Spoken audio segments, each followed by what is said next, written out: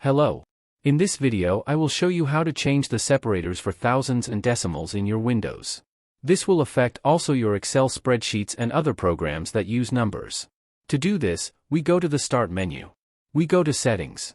In this menu we select Time and Language. And in this screen we select Region.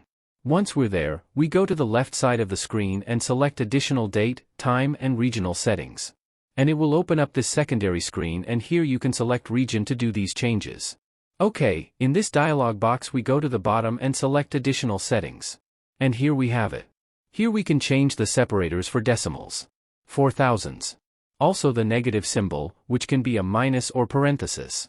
So for example, there are some Excel configurations that instead of using a dot for separating decimals, it uses a comma.